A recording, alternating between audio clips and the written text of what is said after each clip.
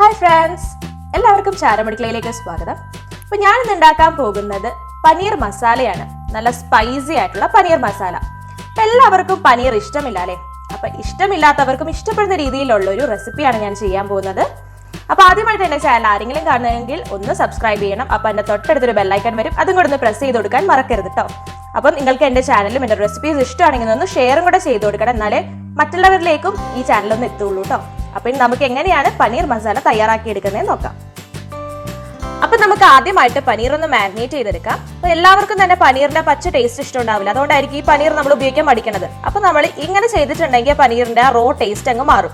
അതിന് വേണ്ടിയിട്ടാണ് നമ്മൾ ആദ്യമായിട്ട് കുറച്ച് മസാലകൾ വെച്ചിട്ടൊന്ന് മാരിനേറ്റ് ചെയ്തതിന് ശേഷം ഒന്ന് ഷാലോ ഫ്രൈ ചെയ്തും കൂടി എടുക്കും. അപ്പൊ അതിന് വേണ്ടിയിട്ട് ഞാൻ കുറച്ച് പൊടികളെല്ലാം എടുത്ത് വെച്ചിട്ടുണ്ട്. ഞാൻ എടുത്തിരിക്കുന്ന ഒരു 1/4 ടീസ്പൂൺ മഞ്ഞൾപ്പൊടി എടുത്തിട്ടുണ്ട്. അതുപോലെ 1/2 ടീസ്പൂണോളം ഗരം മസാല, 1 ടീസ്പൂൺ മുളക് പൊടി, പിന്നെ നമ്മൾ കുറച്ച് കട്ട തൈര് എടുത്തിട്ടുണ്ട്. നിങ്ങളുടെ കയ്യിൽ കട്ട തൈര് ഇല്ലാന്നുണ്ടെങ്കിൽ തൈര് തന്നെ ഒഴിവാക്കാവുന്നതാണ്. നമുക്ക് കട്ട തൈരാണ് ആവശ്യം. അപ്പോൾ നമുക്ക് ബാക്കി ലൂസ് ആയിട്ടുള്ള തൈരാണെങ്കിൽ നമുക്കത് മസാലയിൽ ചേർത്ത് കൊടുത്താൽ മതി. കട്ട തൈര് ഉപയോഗിക്കുന്നത് നമ്മുടെ ഈ മസാലയൊക്കെ ഈ പനീറിലൊന്ന് പിടിച്ചിരിക്കാൻ വേണ്ടിയിട്ടാണ്.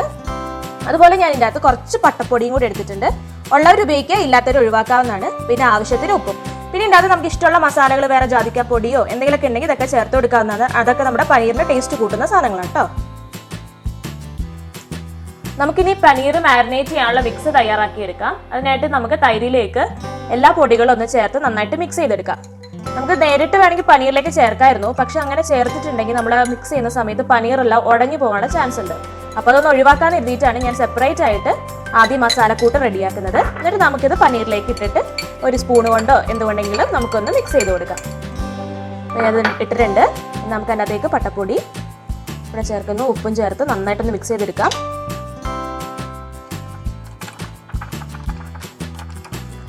ഞാനിപ്പോൾ 150 ഗ്രാമിന്റെ ഫ്രോസൺ പനീറായിരുന്നു എടുത്തിരുന്നത്. അതിന് വേണ്ടിയിട്ട് 2 ടേബിൾ സ്പൂൺ തൈരുമാണ് എടുത്തിരുന്നത്. അപ്പോൾ നമ്മൾ ആ മിക്സ് റെഡിയാക്കിയിട്ടുണ്ട്. നമുക്കിനി ഇതിലേക്ക് ചേർത്ത് കൊടുത്തിട്ട് നന്നായിട്ട് മിക്സ് ചെയ്യണം. അപ്പോൾ മിക്സ് ചെയ്യുമ്പോൾ ശ്രദ്ധിക്കുക, ഉടഞ്ഞു പോവാതെ വേണം നമ്മുടെ പനീറിലേക്ക് അത് യോജിപ്പിച്ചെടുക്കാൻ വേണ്ടിയിട്ട്. പെട്ടെന്ന് പൊടിഞ്ഞു പോകും നമ്മുടെ പനീർ.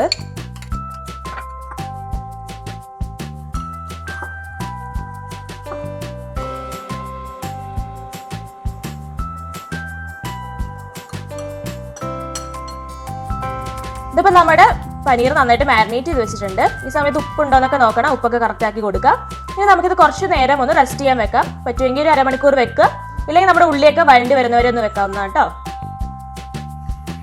ഇനി നമുക്ക് പനീറിനുള്ള ഗ്രേവി റെഡിയാക്കി എടുക്കാം. ഗ്രേവിക്ക് വേണ്ടിയിട്ട് ഞാൻ 2 സവാളയാണ് എടുത്തിരിക്കുന്നത്. മീഡിയം സൈസ് സവാളയാണ്. അതുപോലെ തന്നെ 2 തക്കാളി എടുത്തിട്ടുണ്ട്. തൊലി കളഞ്ഞതിന് ശേഷം ചെറുതായിട്ട് ചോപ്പ് ചെയ്ത് വെച്ചിരിക്കുന്നതാണ്. നിങ്ങൾക്ക് വേണമെങ്കിൽ അതൊന്ന് അരച്ചെടുക്കാവുന്നതുമാണ്. പിന്നെ നമുക്ക് 1 ടീസ്പൂണോളം ജിഞ്ചർ ഗാർലിക് പേസ്റ്റ് ആണ് വേണ്ടത്. വേണമെങ്കിൽ ചതച്ച് വേണമെങ്കിൽ എടുക്കാം കേട്ടോ. പിന്നെ നമുക്ക് പൊടികൾ 1/4 ടീസ്പൂണോളം മഞ്ഞൾപ്പൊടി, 1/2 ടീസ്പൂൺ ഗരം മസാല, 1 ടീസ്പൂൺ മുളക് പൊടി, 1 ടീസ്പൂൺ മല്ലിപ്പൊടി, ആവശ്യത്തിന് ഉപ്പ്. പിന്നെ നമുക്ക് കുറച്ച് സ്പൈസസ് വേണം. ഞാൻ കുറച്ച് ഏലക്കയും പട്ടയും ഗ്രാമ്പും എടുത്ത് വെച്ചിട്ടുണ്ട്. കുറച്ചെടുത്താൽ മതിയാവും കേട്ടോ. നമുക്കിനി മാരിനേറ്റ് ചെയ്ത് വെച്ചിരിക്കുന്ന പനീർ ഒന്ന് ഷാലോ ഫ്രൈ ചെയ്തെടുക്കണം. അപ്പൊ അതിന് കുറച്ച് ഓയിൽ മാത്രം മതി. അപ്പൊ ഞാൻ ഇന്ന് ബട്ടറാണ് യൂസ് ചെയ്യുന്നത്. ബട്ടർ ഇല്ലാത്തവരാണെങ്കിൽ മാത്രം ഓയിൽ യൂസ് ചെയ്യുക. അപ്പൊ ഇപ്പൊ 2 ടേബിൾ സ്പൂണോളം ബട്ടറാണ് ഞാൻ ചേർത്ത് കൊടുക്കുന്നത്.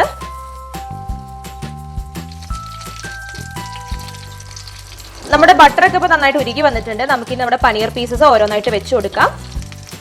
ഇനി നമ്മൾ തിരിച്ചും മറിച്ചു വിട്ട് നന്നായിട്ടൊന്ന് മൊരിച്ചെടുക്കുക ചെയ്യുന്നത്. ഒത്തിരി നേരം ഒന്നും വെക്കേണ്ട ആവശ്യമില്ല. കൂടിപ്പോയി 5 മിനിറ്റ് ഒക്കെ വെക്കേണ്ടി വരത്തുള്ളൂ. അപ്പൊ അത്രയും മൊരിച്ചാൽ മാത്രം മതി. അതിൽ കൂടുതൽ വെന്ത് പോയിട്ടുണ്ടെങ്കിൽ റബ്ബർ പോലെ ആയി പോകും. അധികം നേരം വേവിക്കേണ്ട. പുറത്തെ മസാല കോട്ടിങ് ഒന്ന് ഡ്രൈ ആവുന്നവരെ മാത്രം നമ്മൾ വെച്ചാൽ മതിയാവും കേട്ടോ. ഇതിപ്പോ പനീർ ഒരു സൈഡ് ആയപ്പോഴത്തേക്ക് ഞാൻ മറിച്ചു കൊടുത്തിരുന്നു. മറിച്ചു കൊടുത്തിട്ട് ഇപ്പോൾ ഏതാണ്ട് 5 മിനിറ്റ് കഴിഞ്ഞിട്ടുണ്ട്. മൊത്തത്തിൽ 5 മിനിറ്റ് ആയപ്പോഴത്തേക്ക് നമ്മുടെ പനീർ റെഡിയായി വന്നിട്ടുണ്ട്. ഇപ്പോഴും നല്ല സോഫ്റ്റ് തന്നെയാണ്, ഡ്രൈ ആയി പോയിട്ടില്ല. അപ്പൊ ഈ ഒരു പരുവത്തിൽ തന്നെയാണ് നമുക്ക് കിട്ടേണ്ടത് കേട്ടോ. അപ്പൊ ഞാനൊരു കാര്യം പറയാൻ വിട്ടുപോയിരുന്നു. തൈര് ചേർക്കാത്തവരുണ്ടെങ്കിൽ അതിന് പകരമായിട്ട് കോൺഫ്ലവറോ മൈദയോ എന്ത് വേണമെങ്കിലും ഒന്ന് കുറച്ച് ചേർത്ത് കൊടുക്കുക കേട്ടോ. ആ ഒരു മസാലയൊക്കെ നമുക്ക് പിടിച്ചിരിക്കാൻ വേണ്ടിയിട്ട്. ഇപ്പൊ നമ്മുടെ റെഡി ആയിട്ടുണ്ട്. നമുക്കിത് തീ ഓഫ് ആക്കിയിട്ട് മാറ്റി വെക്കാം. നമുക്കിനി ഉള്ളി വഴറ്റിയെടുക്കാൻ വേണ്ടിയിട്ട് നമുക്ക് ആദ്യമായിട്ട് 1 ടേബിൾ സ്പൂണോളം എണ്ണ ഒഴിച്ചു കൊടുക്കാം. ഞാനിപ്പോൾ സൺഫ്ലവർ ഓയിലാണ് ഉപയോഗിക്കുന്നത്. നിങ്ങൾക്ക് വേണമെങ്കിൽ ബട്ടർ ഉപയോഗിക്കാം കേട്ടോ. അപ്പൊ കൂടുതൽ കൊളസ്ട്രോൾ പ്രശ്നങ്ങളൊന്നും ഉണ്ടാവേണ്ടെന്ന് വെച്ചിട്ടാണ് ഞാൻ ഇപ്പോൾ ഓയിൽ ഒഴിക്കുന്നത്. നമുക്ക് എണ്ണ ചൂടായി കഴിയുമ്പോഴത്തേക്കും നമ്മൾ എടുത്തു വെച്ചിരുന്ന സ്പൈസസ് ഉണ്ടല്ലോ, നമ്മുടെ ഏലക്കായും ഗ്രാമ്പും പട്ടയും കൂടെ ഇട്ട് കൊടുക്കാം. ഞാൻ ഒന്ന് മൂത്ത് വന്നതിന് ശേഷം നമുക്ക് അതിൻ്റെ അകത്തേക്ക് നമ്മുടെ സവാള ഇട്ട് കൊടുക്കാവുന്നതാണ്.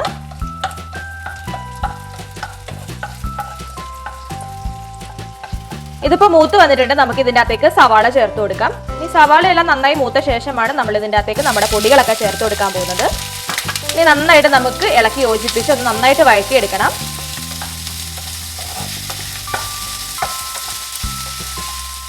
നമ്മുടെ ഉള്ളി ഏതാണ്ട് വഴണ്ട് തുടങ്ങിയിട്ടുണ്ട്. നമുക്ക് ഇതിൻ്റെ അകത്തേക്ക് നമ്മൾ എടുത്തു വെച്ചിരുന്ന ജിഞ്ചർ ഗാർലിക് പേസ്റ്റ് ഇല്ലേ, അതുകൂടെ ചേർത്ത് കൊടുക്കാം. ഇത് നന്നായിട്ട് മിക്സ് ചെയ്ത് കൊടുക്കാം കേട്ടോ. ഇനി നന്നായിട്ടൊന്ന് ബ്രൗൺ കളർ ആയതിനു ശേഷമാണ് നമ്മുടെ പൊടികളൊക്കെ ചേർത്ത് കൊടുക്കാൻ പോകുന്നത്. അതുവരെ നമുക്കൊന്ന് ഇളക്കിക്കൊണ്ടിരിക്കാം. നമ്മുടെ ഉള്ളി ഇപ്പൊ നല്ലതായിട്ട് മൂത്തിട്ട് ബ്രൗൺ കളറായി വന്നിട്ടുണ്ട്. ഇനി നമ്മുടെ പൊടികളെല്ലാം ചേർത്ത് കൊടുക്കാന്നാണ്. എടുത്തു വെച്ച എല്ലാ പൊടികളും ചേർത്ത് കൊടുക്കാം. എന്നിട്ട് നന്നായിട്ട് ചൂടാക്കി എടുക്കണം. ആ പച്ചമണമൊക്കെ നന്നായിട്ട് മാറണം. നന്നായിട്ട് എന്നിട്ട് നമുക്ക് വാട്ടിയെടുക്കാം. നമ്മുടെ പൊടികളൊക്കെ ഇപ്പൊ നന്നായിട്ട് മൂത്ത് വന്നിട്ടുണ്ട്. നമുക്ക് ഇതിൻ്റെ അകത്തേക്ക് ഇനി തക്കാളി ചേർത്ത് കൊടുക്കാം. തക്കാളി അരച്ചു വെച്ചിരിക്കുന്നവരാണെങ്കിലും മുറിച്ച് വെച്ചിരിക്കുന്ന സമയത്ത് ചേർത്തിട്ട് നന്നായിട്ട് മിക്സ് ആക്കി കൊടുക്കണം.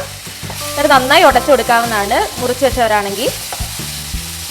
എന്നിട്ട് നമുക്കിതൊരു കുഴമ്പ് പരുവത്തിലാക്കി എടുക്കണം.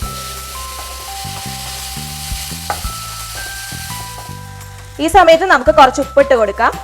നമുക്ക് വേണമെങ്കിൽ ആദ്യം ഉള്ളി വാട്ടിയ സമയത്ത് വേണം ഉപ്പിട്ട് കൊടുക്കാമായിരുന്നു. അല്ലെങ്കിൽ ഇപ്പോൾ ഉപ്പിട്ട് കൊടുക്കാം. കറക്റ്റ് ഉപ്പിടണം. നമ്മൾ ആദ്യം പനീറിന് ആവശ്യമുള്ള ഉപ്പ് പനീറിൽ ഇട്ടിരുന്നു. ഇത് നമ്മുടെ ഗ്രേവിക്ക് ആവശ്യമുള്ള ഉപ്പാണ് ഇതിലിട്ട് കൊടുക്കേണ്ടത്. ഇപ്പൊ നമ്മുടെ ഉള്ളിയും തക്കാളിയൊക്കെ നന്നായിട്ട് വാടി സെറ്റ് ആയിട്ടുണ്ട്. അതിൻ്റെ എണ്ണയൊക്കെ നന്നായി തെളിഞ്ഞു തുടങ്ങി. ഇനി ഈ സമയത്ത് നമുക്ക് 1 കപ്പ് വെള്ളം ചേർത്ത് നന്നായിട്ട് തിളപ്പിച്ചെടുക്കണം. അപ്പൊ ചൂടുവെള്ളം ചേർത്ത് കൊടുക്കുകയാണെങ്കിൽ അതായിരിക്കും നല്ലത്. എന്നിട്ട് നന്നായിട്ട് ഇളക്കി യോജിപ്പിച്ചതിന് ശേഷം നമുക്ക് റെഡിയാക്കി എടുക്കാം. ഇതിപ്പോൾ നമ്മൾ ഒഴിച്ചിരുന്ന വെള്ളം നന്നായിട്ട് തിളച്ചു തുടങ്ങിയിട്ടുണ്ട്. ഏകദേശം 250 ml വെള്ളമായിരുന്നു കേട്ടോ ഞാൻ ഒഴിച്ചു കൊടുത്തിരുന്നത്. നമ്മൾ തിളച്ച് കഴിഞ്ഞതിന് ശേഷം നമുക്ക് അതിൻ്റെ അകത്ത് കുറച്ച് മല്ലിയിലയും കൂടെ ചേർത്ത് കൊടുക്കാം. ഈ മല്ലിയില ചേർക്കുമ്പോഴാണ് നല്ലൊരു ടേസ്റ്റ് വരും അതിന്. അപ്പോൾ നിങ്ങളുടെ കയ്യിലുണ്ടെങ്കിൽ തീർച്ചയായിട്ടും മല്ലിയില ചേർത്തൊന്ന് കൊടുക്കണം കേട്ടോ. ഇനിയിപ്പോൾ നമ്മൾ തിളച്ച് കഴിഞ്ഞിട്ടുണ്ട്. നമുക്ക് ഇതിൻ്റെ അകത്തേക്ക് ഇനി നമ്മൾ വറുത്ത് വെച്ചിരിക്കുന്ന പനീറിന്റെ പീസസും കൂടെ ചേർത്ത് കൊടുക്കാം.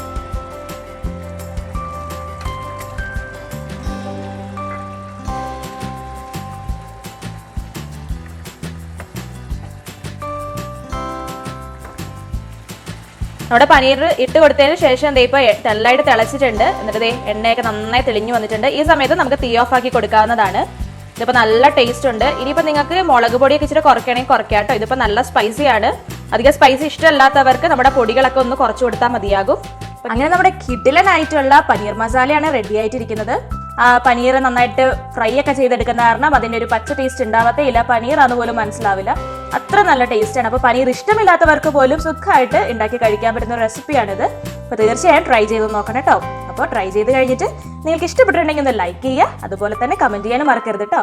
അപ്പോൾ ആദ്യമായി കാണുന്നവർ സബ്സ്ക്രൈബ് ചെയ്യാനും മറക്കരുത്. അപ്പോൾ ഇനി അടുത്ത ദിവസം ഞാൻ പുതിയൊരു ഡിഷുമായിട്ട് വരാം. അതുവരെ എല്ലാവർക്കും ബൈ ബൈ.